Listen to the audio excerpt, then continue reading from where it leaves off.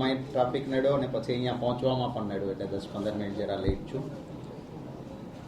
ભારતીય જનતા પક્ષના આમ તો 1990, 1995, 1998,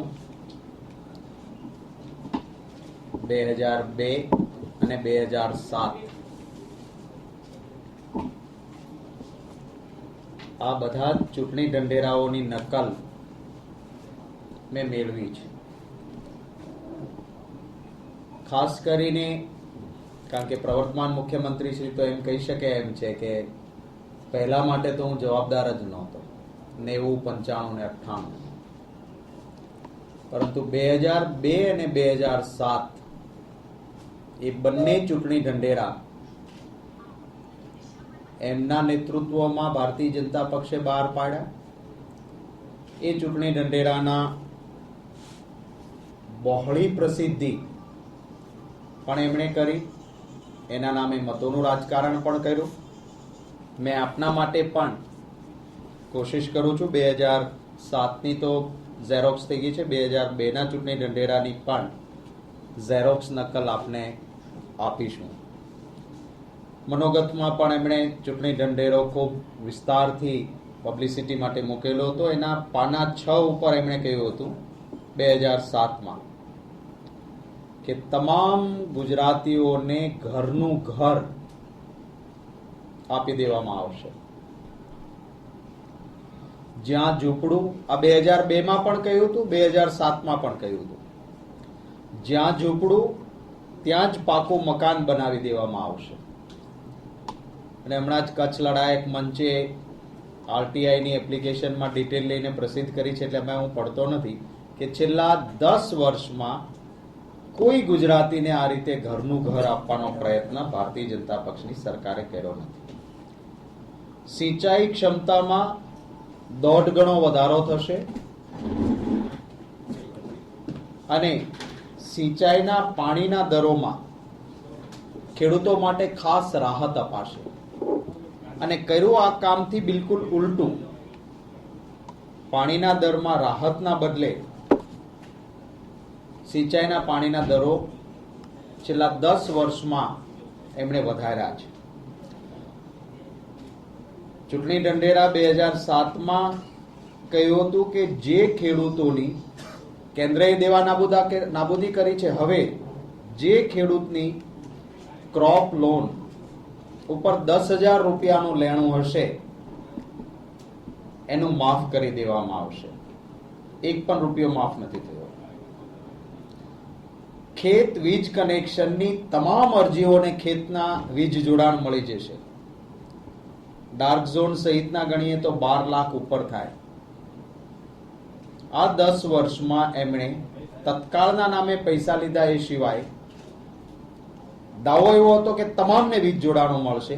આજે બેકલોગ જો ડાર્ક ઝોન સહિત ગણીએ તો 12 લાખ જેવો થાય, અને ડાર્ક ઝોન વગર ગણીએ તો લગભગ 5.5 થી 6 લાખ. એમાં મીટર વગરના રેગ્યુલર કનેક્શન વાળા તો 94-95 થી જે બાકી છે એની હાલત એની જ છે. ગૌશાળા અને પાંજરાપોળમાં વીજ ડ્યુટી ઘટાડવામાં આવશે અને ખાસ દરે એમને જમીનો આપવામાં આવશે. એક પણ ગૌશાળા કે પાંજરાપોળને જમીન અપાઈ નથી, પણ કોંગ્રેસના શાસનમાં હતી એમાં પાછી લીધી હોય એવા અનેક દાખલા છે. 24 કલાક 7, 12 અને 8 દાખલા મળશે. આજે ખેડૂત 7, 12 અને 8 પહેલા તો ગ્રામ પંચાયતમાંથી મળતા હતા, કોંગ્રેસના શાસનમાં મફત મળતા હતા. આજે પૈસા ભરવાના, તાલુકા મથકે જવાનું, અને છતાં એમના સમયે કોમ્પ્યુટરના સમયે જ મળે. 24 કલાકની વાત ક્યાંય રહી નથી. દરેક ગામ સુધી ડામરનો રસ્તો અને દરેક ગામમાં આંતરિક રસ્તાઓ સીસી રોડના બનાવી દઈશું. 12 વર્ષમાં નથી રસ્તા ગામડાના રિપેર થયા, નથી ગ્રામ્યને અંદરના સીસી રોડ બન્યા. ગ્રામ્ય વિસ્તારનું કોઈ પણ કુટુંબ, પેલું શહેરીને ઘરનું ઘર હતું એવી જ રીતે ગ્રામીણ વિસ્તારનું કોઈ પણ કુટુંબ ઘર વગરનું નહીં રહે. દરેકને ઘર આપીશું. 10 વર્ષમાં એમણે આપ્યું નથી. 2002માં એમણે કહ્યું હતું કે નર્મદા ડેમ અને નર્મદાની કેનાલો સમયબદ્ધ રીતે પૂર્ણ કરીશું. 2007માં એનાથી એક ડગલું વધારે પ્રોમિસ કર્યું કે 2010 સુધીમાં નર્મદાની તમામ કેનાલો પૂર્ણ કરીશું અને ડેમ પણ પૂર્ણ કરવા માટે અમે પ્રયત્ન કરીશું. 2010ની આપણે 2012માં છીએ અને નર્મદાનું લાખો ક્યુસેક્સ પાણી દરિયામાં જાય છે, ખેડૂતના ખેતર સુધી પહોંચતું નથી. નર્મદાનું વધારાનું 10 લાખ એકર ફીટ પાણી સૌરાષ્ટ્ર અને કચ્છને અલગ ફાળવેલું છે, તે ખેડૂતના ખેતર સુધી પહોંચાડી દઈશું. નથી સૌરાષ્ટ્રને મળ્યું, નથી કચ્છને મળ્યું. એમના પેજ 12 ઉપર કહ્યું તો એમણે સૌરાષ્ટ્રમાં ડાયમંડ ક્લસ્ટરો ઊભા કરવામાં આવશે. મેં તો ક્યાંય આખા સૌરાષ્ટ્રમાં ક્લસ્ટર જોયું નથી. અને એક મોટો ડાયમંડ પ્રોસેસિંગ પાર્ક સૌરાષ્ટ્રમાં ઊભો કરી દઈશું. એ કોઈ જગ્યાએ દેખાતો નથી. જીઆઈડીસી ની જમીનો ફ્રી હોલ્ડ કરાશે. પેજ 12 ઉપર એમણે કહ્યું હતું ક્યાંય ફ્રી હોલ્ડ થઈ નથી. વીજ શક્તિ બમણી કરી દઈશું. સરકારી વીજ શક્તિમાં કોઈ વધારો થયો નથી.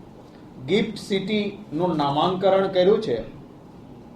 એમના જે શબ્દો જે રીતે સુવાળા વાપરતા હોય છે એ રીતે છે. આ ગિફ્ટ સિટીનો વિસ્તાર ન્યુયોર્ક અને ફ્રેન્કફર્ટ જેવા આંતરરાષ્ટ્રીય અને નાણાકીય કેન્દ્ર તરીકે વિકસાવવાનો પ્રયત્ન જ નહીં, 5 વર્ષમાં આ વાસ્તુને મૂર્તિમંત કરી દેવાશે. ત્યાં ગાંડા બાવળ ઉગ્યા છે અને ન્યુયોર્ક અને ફ્રેન્કફર્ટની સાથે 5 વર્ષમાં લાવવાની વાત હતી, એમાંનું કશું થયું નથી. મોટા શહેરોમાં સેટેલાઇટ ટાઉનશીપ ઊભી કરી દઈશું. તમામ ટીપી સ્કીમો અમલી બનાશે. ભાવનગરની જ ટીપી સ્કીમ વર્ષોથી આટા ખાય છે. ગાંધીનગર અને ભાવનગર વચ્ચે તોડ થાય છે. એ જ સ્થિતિ બીજી ટીપી સ્કીમોની પણ છે. સુંદર સ્કાયલાઇન થઈ શકે તેવું અમદાવાદ એક આંતરરાષ્ટ્રીય કક્ષાનું મેગા સિટી અને સુંદર સ્કાયલાઇન બની શકે એવી ડિઝાઇનો સાથેના મકાનોને જ મંજૂરી આપીને અમદાવાદને મેગા સિટી તરીકેની વિશ્વનું આદર્શ શહેર બનાવીશું. 1000થી વધુ વસ્તીવાળા ગામોને સંપૂર્ણ સારા પાકા પેવર રોડ જોડી દેવાશે. પેજ 15 ઉપર એમણે કહ્યું હતું કે દરેક ખેતરની આધુનિક પદ્ધતિથી માપણી અને અદ્યતન મેપ દરેક ખેડૂતને પોતાના ખેતરનો મળી જશે. હવે અત્યારે 7/12 મળતો નથી, એમાં અદ્યતન મેપ તો ક્યાં? ખેડૂતની જમીન જાય ને ખેડૂત મટી ન જાય એ માટેનો સ્પેશિયલ સુધારો અમે જોગવાઈ કરીશું. બહેનોની વસ્તીના પ્રમાણમાં આ પેજ 17 ઉપર આખો એમણે બહેનોને ડેડિકેટ કર્યું છે. બહેનોની વસ્તીના પ્રમાણમાં સરકારી નોકરી અને હોદ્દામાં પણ બહેનોની જેટલી વસ્તી હોય એટલા જ હોદ્દા બહેનો ભોગવે, આવું બહેનો માટે કરવાનું 2007નું પ્રોમિસ હતું. મહિલા પત્રકારો માટે અલગ વેલફેર ફંડ, મને ખબર નથી મળે છે કે નહીં, છે કે આ બહેનો માટે એમણે અલગ લખ્યું છે. મહિલા પત્રકારો માટે 2007ના ચૂંટણી ઢંઢેરામાં મહિલા પત્રકારો માટે અલગ વેલફેર ફંડ બનાવવામાં આવશે. મહિલા કર્મચારીઓની મેટર્નિટી લીવ 3 મહિનામાંથી 6 મહિના કરી અને એની તમામ સુવિધાઓની ચિંતા કરવામાં આવશે. મજાક વિધવા બહેનોની પણ એમણે કરી. ચૂંટણી ઢંઢેરામાં કહ્યું કે વિધવા બહેનોના પેન્શનમાં ખૂબ મોટો વધારો કરી દેવામાં આવશે. છેલ્લે શંકરસિંહજી વાઘેલાએ વિધવા બહેનના પેન્શનમાં વધારો કર્યો હતો, ત્યાર પછીના એક પણ ભાજપના મુખ્યમંત્રી કે સરકારે વિધવા બહેનના પેન્શનમાં 1 પણ રૂપિયાનો વધારો કર્યો નથી. યુવાનો માટે એમણે પેજ 26 ડેડિકેટ કર્યું હતું. 1000 કરોડનું રિવોલ્વિંગ ફંડ આપણા યુવાનોને ઉદ્યમ લક્ષી બનાવીને પ્રગતિના પંથે લઈ જવા માટે અલાયદું તંત્ર, અલાયદું સચિવાલયમાં વ્યવસ્થા ઊભી કરવામાં આવશે. આમાંનું કશું જ થયું નથી. 2002ના ચૂંટણી ઢંઢેરામાં હતું આદિવાસીને તમામ સનદો આપી દેવામાં આવશે. આખા દેશમાં સનદ આપવામાં પછાત રાજ્ય કોઈ રહ્યું હોય અથવા આદિવાસીને અન્યાય કર્યો હોય તો એમાં ગુજરાત અગ્રેસર છે.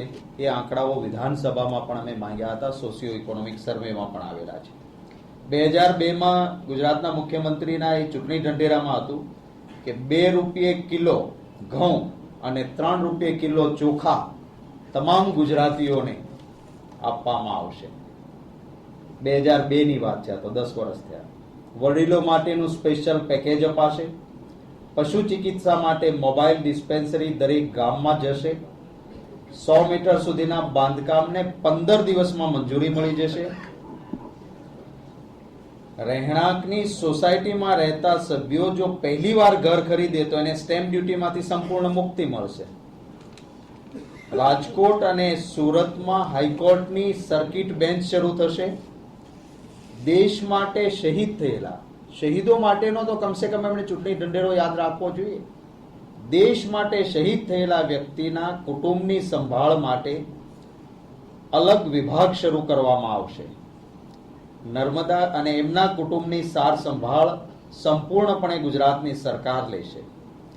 નર્મદા કેનાલમાંથી પાણી લાવીને કચ્છના સરહદી ગામોમાં પૂર્વ સૈનિકોને જમીન આપવામાં આવશે અને આ ગામોને શક્તિ ગામો તરીકે વિકસાવવામાં આવશે. એક પણ સૈનિકને ત્યાં જમીન આપી હોય એવું નથી. ઉલટાની ભાવનગરમાં રહેણાંક માટે માજી સૈનિકોની હતી, એ રેગ્યુલરાઇઝ આ સરકારે નથી કરી, જે શંકરસિંહજીની સરકારમાં ઠરાવ થયો હતો. છતાં કલ્પસર બનાવી દઈશું. કચ્છના નાના રણને પાણીના સરોવરમાં બદલી નાખીશું. દરેક ગામમાં એક સિંચાઈનું તળાવ અને એક પીવાનું પાણીનું તળાવ, એમ 2 તળાવ દરેક ગામમાં નવા બનાવીશું. ઉત્તર ગુજરાત, સૌરાષ્ટ્ર અને કચ્છના ડેમો, આ 2002 નું પ્રોમિસ હતું. ઉત્તર ગુજરાત, સૌરાષ્ટ્ર અને કચ્છના તમામ ડેમોને નર્મદાના સાથે લિંકેજ કરીને નર્મદાના પાણીથી ભરી દઈશું. આજે એને 10 વર્ષ થયા છે, નર્મદાનું પાણી ત્યાં પહોંચાડવાની કોઈ જ વાત કરી નથી. મેડિકલ કોલેજો જુદી જુદી યુનિવર્સિટી સાથે સંલગ્ન છે, એ બરાબર નથી. એક યુનિવર્સિટી એવી બનાવીશું જેની સાથે તમામ મેડિકલ કોલેજો સંલગ્ન હશે અને મેડિકલ કોલેજ માટેની યુનિવર્સિટી અલગ બનશે. આ 2002 નું પ્રોમિસ.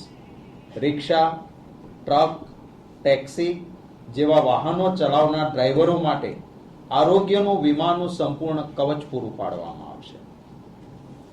1990, 95, 98 હું બહુ મુદ્દા લેતો નથી, પરંતુ આખરે ભારતીય જનતા પાર્ટી હતી. એ પણ માસિક 450 રૂપિયા બેકારી ભથ્થું, એ 1990માં ભાજપનું પ્રોમિસ હતું ચૂંટણી ઢંઢેરા.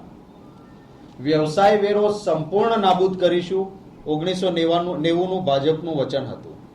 ઇન્ટરવ્યુ દેવા માટે કોઈ જાય તો એને બસમાં મફત જવા દેવામાં આવશે, એ ચૂંટણી ઢંઢેરાનું એમનું પ્રોમિસ હતું. 2002 નું એક પ્રોમિસ હતું કે આયુર્વેદ ને પ્રોત્સાહન મળશે, નવી આયુર્વેદ કોલેજો થશે, અલગ મંત્રાલય અને મિનિસ્ટર આયુર્વેદના અલગ રહેશે. આ એમના ચૂંટણી ઢંઢેરાનું વચન હતું.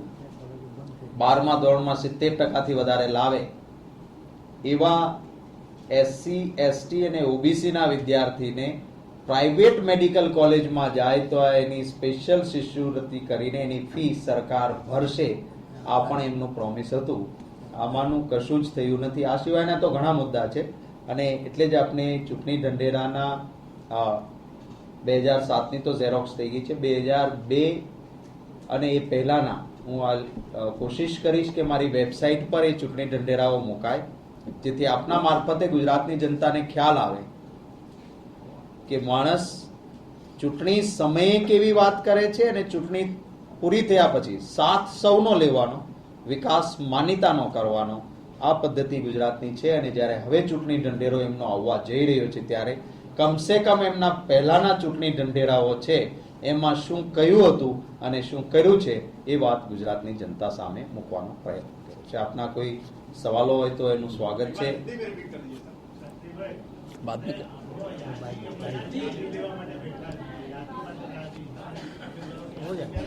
મને ખ્યાલ હતો આ પ્રશ્ન આવશે, એટલે અહીંયા આવતા પહેલા મેં